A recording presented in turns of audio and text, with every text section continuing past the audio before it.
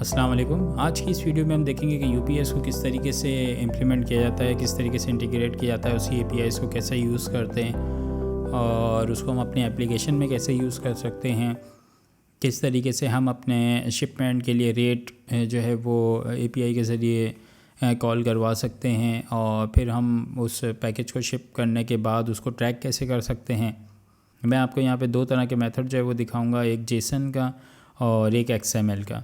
तो दोनों मेथड्स हम देख लेंगे क्योंकि यहाँ पे जो रिक्वेस्ट सेंड की जाती है दो ही तरीक़ों से, जेसन से भी है, एक्सएमएल से भी है। ये नॉर्मली जो है वो माइक्रोसॉफ्ट .NET के ऊपर जो कोड कर रहे होते हैं वो नॉर्मली एक्सएमएल पे प्रेफर करते हैं, वो एक्सएमएल ही यूज़ करते हैं। और हम जैसे कि जो ओपन सोर्स के ऊपर कोड कर रहे होते हैं वो ज़्यादातर जेसन के ऊपर ही काम करते हैं। तो मैं दोनों ही मेथड्स को जो है वो लेके चलूँगा। एक को ट्रैकिंग के एपीआई को भी देखेंगे और रेट की एपीआई को भी हम देखेंगे। तो ये यहाँ पे आप ये यूपीएस के ऊपर जो है अपना ये अकाउंट जो है वो क्रिएट कर लीजिए। अकाउंट क्रिएट करना कोई मसला नहीं है, या आप नॉर्मल जो है वो क्रिएट कर सकते हैं इजीली। तो हम इसको थोड़ा सा फास्ट फॉरवर्ड में लेके जाते हैं।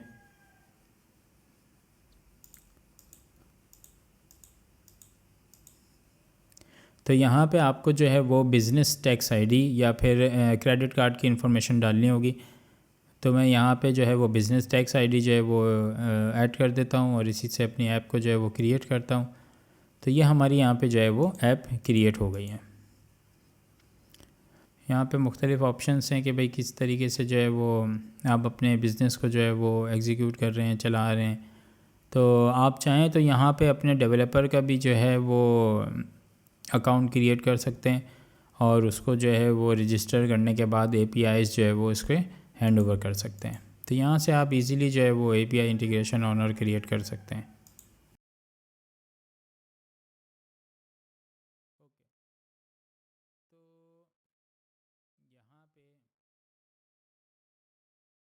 तो ये माई ऐप्स हैं। माई ऐप्स में आपकी सारी ऐप्स हैं। आप उस ऐप के ऊपर क्लिक करेंगे तो आपके पास यहाँ पे क्लाइंट आईडी और क्लाइंट सीक्रेट वगैरह नज़र आ जाएंगे। यहाँ पे ऐड प्रोडक्ट्स हैं। ऐड प्रोडक्ट्स में आप ट्रैकिंग वगैरह की चीज़ें जो हैं वो ऐड कर लीजिए। उसके बाद ये यूपीएस डेवलपर किट है, ये आप इसका यूआरएल ओपन कीजिए और यहाँ पे साइन इन करने के बाद एक एक्सेस की जो है वो जनरेट कर लीजिए। एक्सेस की भी बहुत इजीली जनरेट हो जाती है कि सिंपल स्टेप्स हैं, जैसे ये यहाँ पे आपको ये दिखा रहे हैं, जैसे कि यहाँ पे ये नज़र आ रहा है। सिंपल स्टेप्स, इससे कोई प्रॉब्लम नहीं होगी आपको ये इसके जनरेट करने में। तो ये यहाँ पे डेवलपर की एपीआईज़ हैं। डेवलपर की एपीआईज़ में आपको सारी डॉक्यूमेंटेशन मिल जाएगी। तो मैं यहाँ पे ट्रैकिंग ओपन कर लेता हूँ और ट्रैकिंग के बाद जो है वो रेटिंग है, रेटिंग भी मैं ओपन कर लेता हूँ। रेटिंग भी हम यूज़ करेंगे, तो दो यूज़ करेंगे हम। तो लेट्स सपोज रेटिंग पे जाते हैं। तो हम रेटिंग पे जाते हैं, रेटिंग पे क्लिक करते हैं तो ये रेटिंग के बारे में कुछ इन्फॉर्मेशन है और यहाँ पे ये ज़िप फाइल है। आप इस ज़िप फाइल को जो है वो डाउनलोड कर लें क्योंकि सारा जो मटेरियल है वो सारी जो डॉक्यूमेंटेशन है वो इसी में ही है। इसी तरह मैं ट्रैकिंग पे क्लिक करता हूँ और ट्रैकिंग की जो ज़िप है वो डाउनलोड कर लेता हूँ। तो आप अपना यहाँ से जो है एक्सेस की लाजमी डाउनलोड कर लीजिएगा। एक्सेस की जो है वो आप बना लीजिएगा। ये स्टेप बाय स्टेप प्रोसेस है, ईजी है। तो ये रेटिंग है। रेटिंग के बाद ये अब ट्रैकिंग है। ट्रैकिंग के बाद जो है हमारे पास ये ट्रैकिंग सिग्नेचर है। तो रेटिंग देखते हैं। ये रेटिंग की काफ़ी हेल्दी डॉक्यूमेंटेशन है, काफ़ी अच्छी है, काफ़ी लेंदी है। इसमें बताया गया है सारी चीज़ें।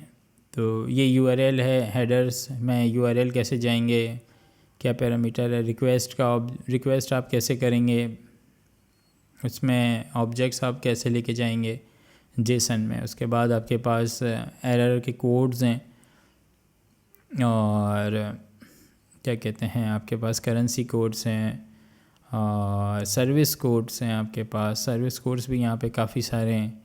तो आप इन कोड्स की मदद से काफ़ी सारी चीज़ों को अंडरस्टैंड कर सकते हैं कि भाई आपको क्या चीज़ चाहिए, क्या नहीं चाहिए।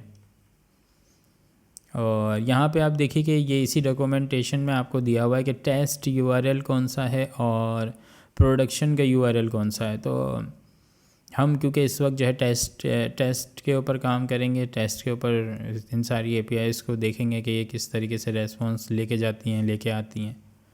तो ये देखते हैं, ये आपके पास सारे इनपुट पैरामीटर्स का बताया हुआ है कि आप जेसन में क्या क्या इंफॉर्मेशन आप सेंड कर सकते हैं, कौन कौन से ऑब्जेक्ट्स के अंदर, ये सारी चीज़ें हैं यहाँ पे। और फिर उसी के बाद आपके पास ये API का सैम्पल सिनेरियो है। अभी हम इसको पोस्टमैन के ऊपर जो ट्राई करते हैं, पोस्टमैन के ऊपर देखेंगे कि किस तरीके से ये वर्क कर रही हैं, किस तरीके से काम कर रही हैं। तो ये हमारे पास पोस्टमैन है। तो यहाँ पे आप ये देख सकते हैं कि मैं ये रेट जो है वो अप्लाई कर रहा हूँ। ये बॉडी है, इसमें रॉ लिया डेटा और जेसन में जो है इसको चेंज कर लिया। बाय द वे ये मैं सारी जो आपके पास चीज़ें हैं ये मैंने नीचे इस वीडियो के डिस्क्रिप्शन में दे दी हैं, आप यहाँ से डाउनलोड कर लीजिए, इस लिंक के ऊपर जाइए, ये आपके पास सारी चीज़ें आ जाएंगी। तो ये रेट रिक्वेस्ट है। रेट रिक्वेस्ट के अंदर आपके पास रिक्वेस्ट का ऑब्जेक्ट है, शिप का है, शिपर है, शिप टू है, शिप फ्रॉम है। तो ये सारे ऑब्जेक्ट्स हैं, इसमें जो है वो आपने डेटा देना है। कुछ ऑब्जेक्ट्स हैं वो कंपलसरी हैं, रिक्वायर्ड हैं, जैसे आपके पास ये सर्विस है और वेट है। पैकेज के अंदर ये जो डायमेंशंस वगैरह हैं ये जो है ये रिक्वायर्ड नहीं है, अगर आप डायमेंशंस ना दें तब भी कोई प्रॉब्लम नहीं होगा।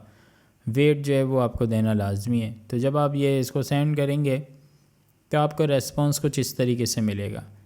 तो रेस्पॉन्स में आपको सारे वो रेट्स वगैरह बता देगा और उसकी डिस्क्रिप्शन भी दे देगा, तो कौन कौन से अवेलेबल हैं रेट्स आपके इससे को शिप करने के लिए फ्रॉम एड्रेस टू एड्रेस तक।